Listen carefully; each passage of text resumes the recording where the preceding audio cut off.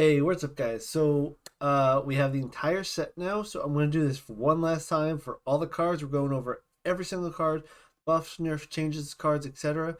We're going to start with all the neutral stuff, I guess, so the stuff that can be run in any deck, the stuff that costs any element, like Nectar Gods, all those runes that just go in any deck without an element, basically.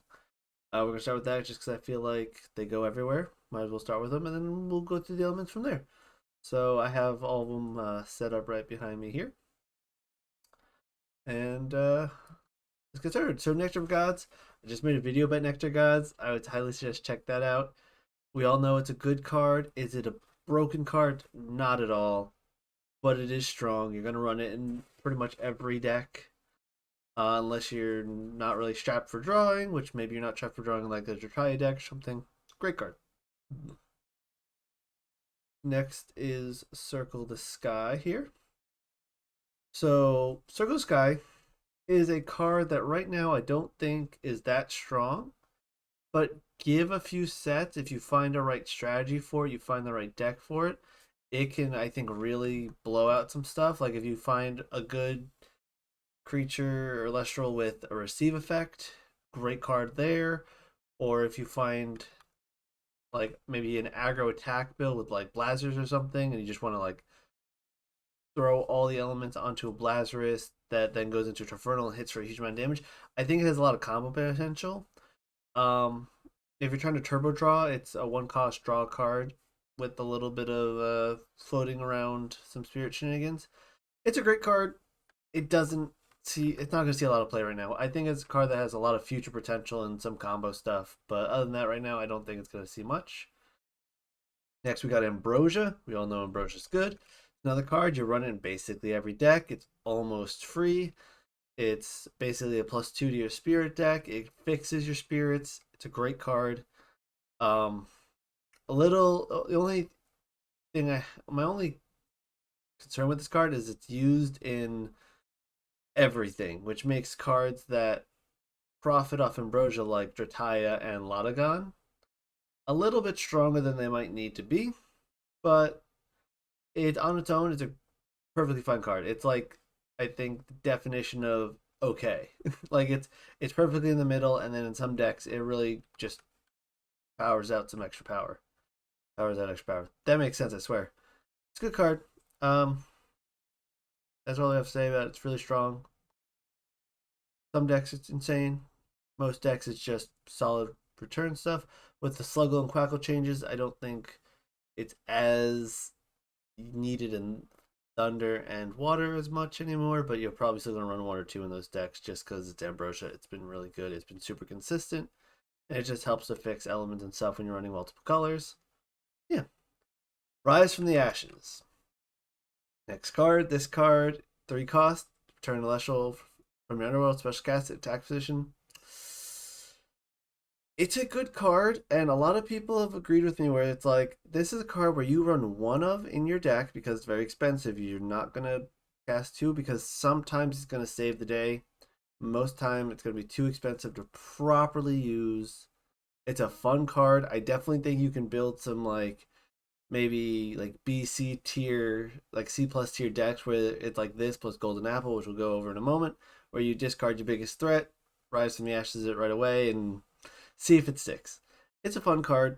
Again, a lot of people are saying like you run one of as like that backup in your deck. Maybe you run an extra copy in your sideboard for decks that have a ton of early removal.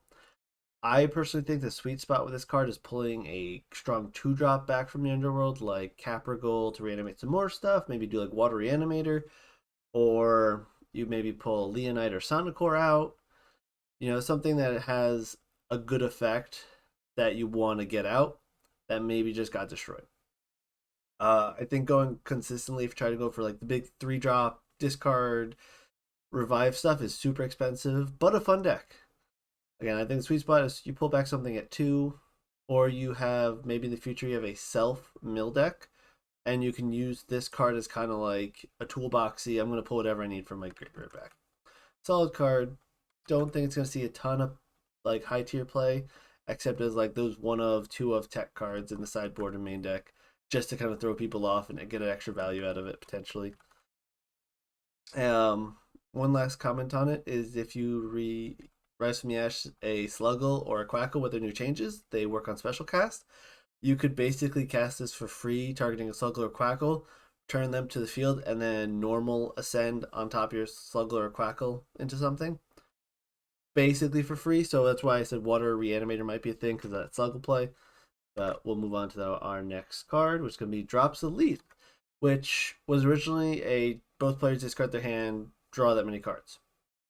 It's changed, so it's now a one-sided effect, which I think is fair because if it wasn't a one-sided effect, you could theoretically just cycle through your deck really fast and force your opponent to discard like half of their deck if you chain these together with some Nogs and stuff. It was a lot of draw power. If you combine it with Humbust, it would have gone crazy. So now it's just you reveal cards from your hand, any amount of cards you want, shuffle them in your deck, and draw that many cards plus one. So it replaces itself. So you could discard 0, draw a card. So this is kind of like Circle Sky or kind of like your expend to draw for a turn with potential upside. I think this card is really good. I think this is like way better than Nectar of Gods in the majority of circumstances.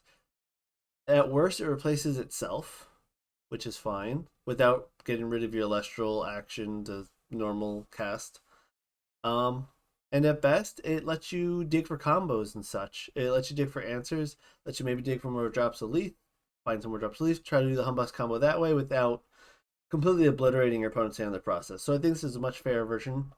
I think it. I feel like at one it's kind of cheap because I think this is a better Nectar Gods, but it does have, I guess, a little bit more of a restriction where you do need cards in your hand. So this is kind of like Nectar Gods. Not as great late game if you're running low on spirits. Nectar Gods is bad, but in this case, if you're running low on spirits but need to draw cards, it's good.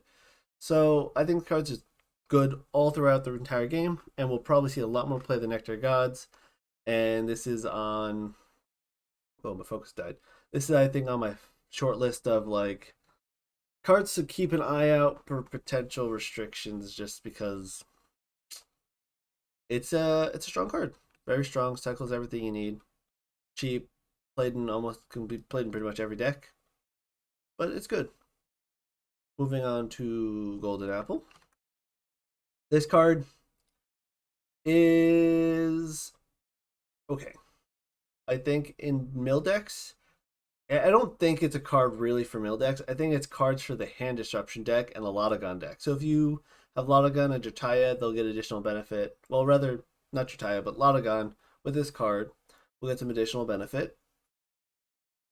Um, and this card is, discard a card from your hand to discard opponent from card from opponent's hand at random, and then they send the top two cards of their deck to the underworld. So it does a lot of little things.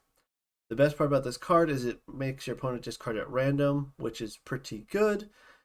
If you could discard the card from your opponent's hand, this card would be really strong, but since it's at random, not as good because you don't get to see their hand and they don't get to choose the worst thing to pick, so sometimes their best card gets discarded. This card's gonna see, I think, a lot of play in hand disruption, discard thunder water, and in Earth for the Lotagon shenanigan stuff. Because if you have a Lotagon in play, this will also destroy an Elestral on the field. So it turns into an Earthquake, hand disruption, and mill card. It does everything if you have a Lotagon in play. It's good. Again, it's super niche, super specific, but it will see play in those niche decks. And as I mentioned with Rise from the Ashes, you could use this card to discard your 3-drop like Majesty or Triferno or something from hand turn 1 and plop it right back on the board with Rise from the Ashes. So it's a little bit of a combo card, or again, it does a little bit of everything. So it's good. It costs 1, so it's cheap.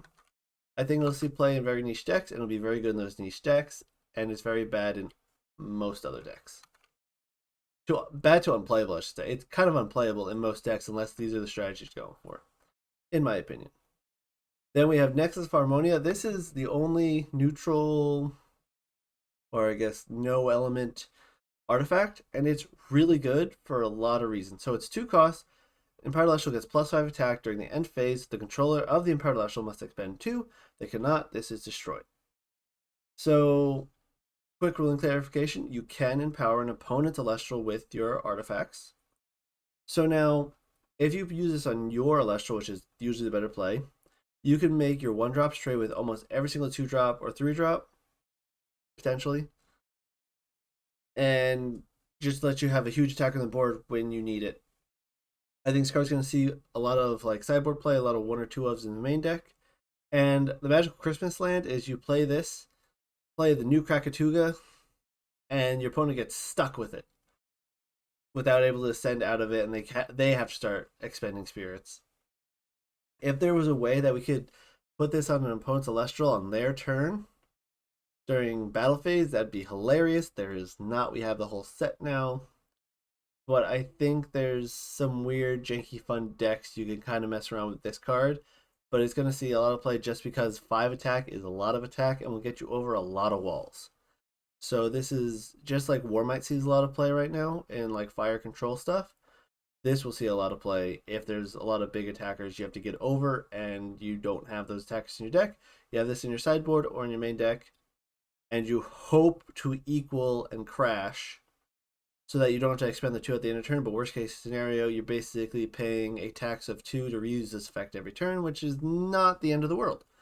So if you look at this like pay 2 every turn to have a huge attack boost, not terrible, and it won't kill you. If you go to 1 spirit, you're not dead from it. And if you need to get rid of this, use its spirit to cast a rune. You know, Nexus off it to destroy it. There's ways to get rid of it on your board. Ascend out of it on your next turn after you destroy something and they can't attack back. So it's not that bad. It's negative is not bad. And its positive is great. So it's going to see a lot of play. I think this card's going to see a ton of play just as tech cards. Some weird strategy you might use as their burn card. It's a good card. Next up, we have Altar of the Stars.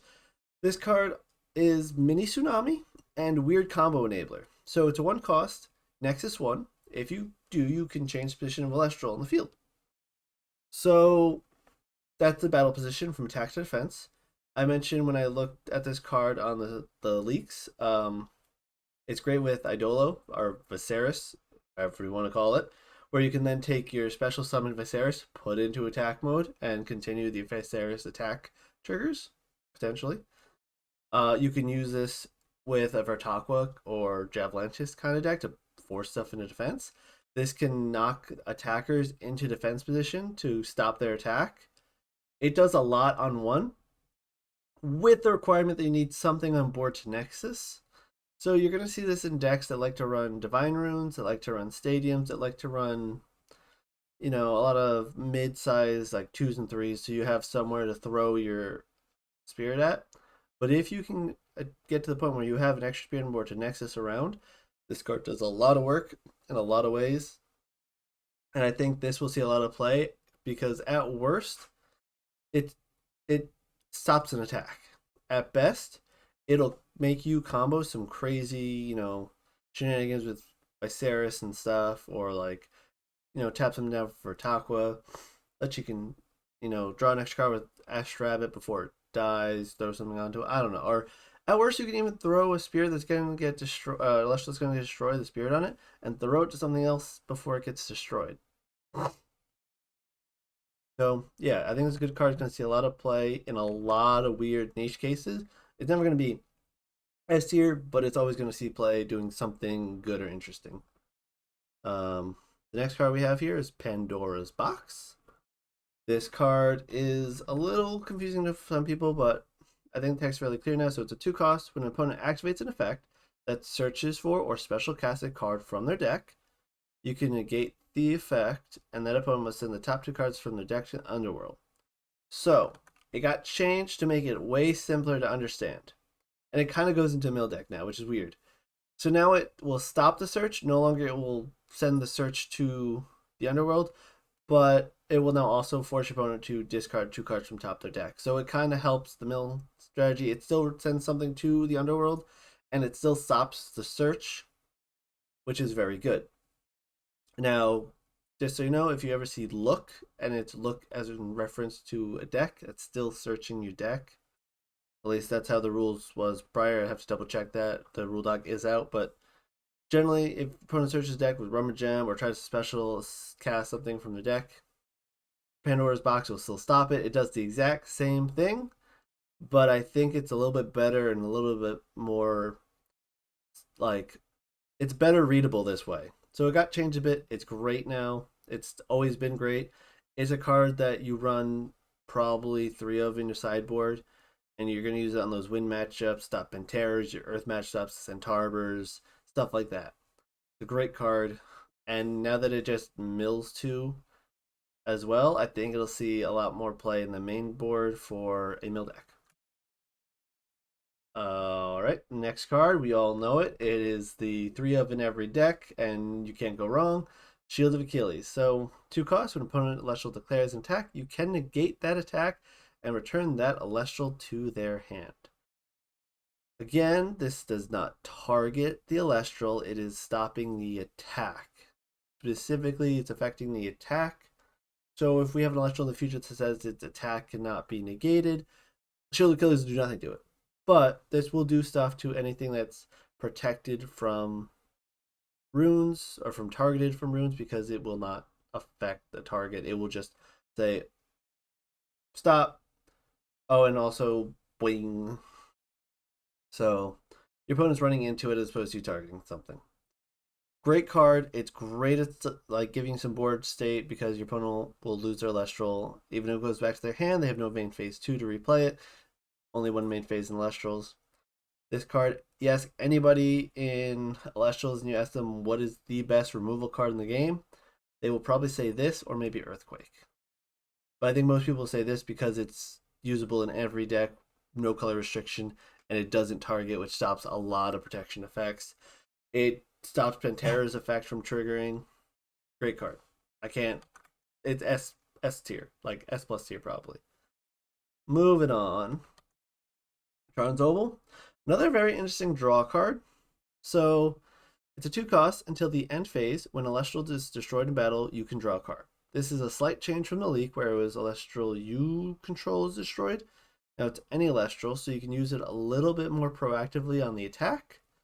As I said when I first saw this leaked card, it's great if you're setting up for it. So if you're setting up a board state on your side of the field to trigger this card a bunch of times, you have to set it, your opponent has time to react to it, and at worst, it will cycle itself because you'll activate it in response to an attack that will destroy your Lestral. You'll draw a card for it, and your opponent will maybe stop attacking the rest of your Lestrals. Like, let's say you have a bunch of Nectars out, and your opponent drops some Viserys out. It'll potentially stop your opponent from wanting to attack all your Nectars because you might just challenge Obol and draw a bunch of cards and get ahead of them. I think it's a great card. I think it's probably the most balanced draw card we have in the game. It's going to do great in win decks. I mean, you even have our lovely little Carrion carrying the Obol. And that's the deck that you're going to run in. Pantera probably. You can run in a Carrion deck to, trade your Carrion in, draw a card for the Carrion effect, take their thing, trade into something else, draw another card. I think it's a great card. And it's not going to see play in every deck, but the deck that are built around it or built with it in mind will see this card be a really just a proper star in the deck. Next card, Helios Chariot. If you saw my video earlier, I don't know if I'm dropping this video the day after or the day of, this card is really, really good most of the time. So it's a 2 cost that will stop your opponent from casting runes the turn that you activate this card, but you have to activate it during the draw phase. Now, if your opponent during the draw phase activates a rune and then you activate this in response to their counter rune, that rune will still resolve because they've already cast it and it's resolving. But this will stop your opponent from activating counter runes on your turn. If you set this a turn prior, getting ready for a big turn 2, activate at the start of your draw step. Now they can't counter what you play, and you're kind of free to do whatever. If you set on your turn and your opponent starts their turn, you activate on their draw step, then they might not be able to activate their Ambrosias, their Nectar of Gods, their drops of lethe. This card will just say, hey, you know what? Just chill for a second. You get your Lestrals. That's it for a turn. I want my turn to go next. Solid card. Great card. It's going to see a lot of play. It'll be used probably situationally. I don't see it being run all the time. It's probably going to be run pretty heavily in the sideboard, maybe 1 or 2 in a main board or in a main deck. and it's a fun card. I think it's really strong, but it has a lot of potential, like whiff potential, where it's like your opponent actually didn't have your rune in hand, so they just like how you just spent two in a good card for nothing, essentially. Poison tipped arrows, next card. So when an opponent casts an Celestial, you can give it -2 attack until the end phase. During the end phase, you can expend one more to destroy the Celestial for a 1. So, and a comparison a lot of people like to make is this is a slow Earthquake. It basically gives your opponent one turn to use their Celestial before it gets destroyed, because majority of the time you are spending the 1 at the end of turn to destroy it. A quick note about the card is that when you activate it, it goes to the underworld right after it resolves the -2 attack, and at the end phase you have a delayed trigger that will basically ask you, do you want to spend the 1 to destroy that Celestial? So it doesn't stay on the board, it goes to the underworld right away, and then at the end turn you get a trigger to destroy the Celestial. The -2 attack helps a lot of keeping your 4 defense alive against Nectar, Sorlets, etc. So this card I don't think we'll see. I wanted to say it was going to see a lot of play, but I think with some of our other options now with the full set, it might not see a ton of play. But I still think that being this is kind of one of the only cards that will destroy an Elestral on your opponent's turn, it'll see a decent amount of play. This is, it's a solid mid card. Like, I'd give it a B. Maybe a 6 out of 10, 7 out of 10. It's definitely not something you're going to run 3 of in every deck. I would see like 1 to 2 in most decks as a removal package. Not much more than that. But it's a good card. So if you run 3 of it, I wouldn't be surprised, because maybe you're trying to run a very proactive deck strategy and you need to make sure that your opponent's board is cleared on your turn to do stuff. So, good card. And yeah, I mean, worst case scenario, it's you're earthquaking on your opponent's turn and they get to hit you for an extra 1, potentially, if they attack you directly. There's positive and negatives, which makes it a very good card. It gives you options and situations to use it in. The next card is Resting on Your Laurels, and this is an interesting one to talk about now after some rules updates and thoughts. So it's 1 cost. If your opponent has more enchanting spirits than you do, target and destroy that opponent's celestial with the least number of enchanting spirits. If it's a tie, that opponent chooses the target. So it got reworded a little bit. So it does target things, which is relevant for, some cards like Bag of Winds and such. But runes, when you cast them, even if they are an instant rune like Resting on Your Laurels or like a counter rune, both are instant, which means that when they are done resolving, they go to the underworld. The Resting on Your Laurels counts as an enchanting spirit on the board when you play it until it's resolved. So if your opponent has, let's say, a Rummagem in play, and that's the only card they have in play, so there's 1 spirit in play, you cannot just, and you have nothing on your board, you cannot Resting on Your Laurels, because once you play Resting on Your Laurels, you will both have an equal amount of spirits. You will not have less enchanting, because you have a spirit enchanting Laurels. So you have a spirit enchanting Laurels 1, they have a Rummagem with 1 spirit, both have 1, nothing happens. They would have to have 2 spirits, and you have nothing. So when you cast Resting Laurels, you have 1, they have more, and it finishes resolving. So this card got a little bit of nerf just by rules, but it's still the most efficient destroy effect. And if you're playing a slower control deck and you want your opponent to combo off so that you can just go pop, it's a good effect. I think this is another, optional sideboard removal piece. You could run some in your main deck. If you know you're running a deck, like you're trying to play the Nectar Waspire deck, and you're just basically throwing all of your Eggies and Wasps at your opponent's face so you have nothing on board, this Laurels will be a great card in that kind of deck, because you'll just throw everything in your opponent's face and then Laurels the thing for cheap. It's a good card. I think with the rules change, it got quite a bit. It went from like an A tier to like a B tier card. It's situational, which, as I mentioned with Points of Chariot, it's situational, but in some decks it's going to be really, really good, which makes it, I think, a really fun card to use and balanced. Give it like a B. And last but not least of our neutral, we have Gorgons Gaze, the most complicated card in the entire game, with a lot of text change to make it a little bit more easy to understand, and the word actually is negating in there, so it's so much simpler to understand. 2 costs, Counter Rune. Target Elestral in the field until the end phase. That Elestral effect is negated, and it cannot receive enchantments, attack, nexus, or ascend. Man, that does so much. Yeah, like it's a card that does everything, and yet doesn't answer anything. So target Elestral in the field, and the Elestral effect is negated. Can't receive enchantments, attack, nexus, or send. So if your opponent declares, I'm going to send my Drataya into Lotagon, you can go, that Drataya cannot ascend now, and the Lotagon will go back to your opponent's hand and their spirit back to their deck because it's no longer a legal functioning play by your opponent to make. That's the most complicated ability or thing to do with this card. Everything else is like, stop attacks, save creature, save an Celestial on the board, stop a Nexus, stop a Kinleo from doing something crazy, negate an effect.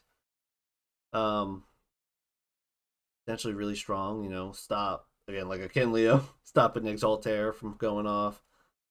The only downside is it only stops Celestial, so you can't stop like Aeolus searches and stuff with this.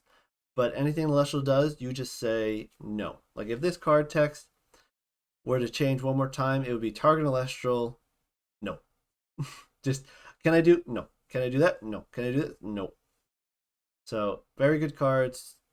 It's not even situational. The only issue with the card is it doesn't answer a card. It just says, hold up a minute. I need to wait a second. I'll answer that on my next turn. So, stay there for a second. And is that worth 2 spirits? Sometimes. Sometimes it is. So I think it's a good card. Again, it's not situational, but it doesn't blow anything out of the water. It just says, hold up a second. I need time to think. Okay, now I'm going to answer whatever I stopped. All right. And that is the last card of all the neutral cards. We're going to go into all the elements next. I know these videos are going to be a bit longer, but you watch this video, you watch, every element, and that's all the cards for base set. Not getting anything else to my knowledge, and you go have a good day after that. So thanks for watching. I know this video is going to be a little bit long. We're going over a lot of cards, a lot of card changes, and I appreciate you if you're still sticking around. You just spent potentially 30 minutes watching me here. If you did, I would appreciate a like and subscribe. Let me know that you actually enjoy this content, and I'll see you with the next review of an element. You guys have a good day. Peace.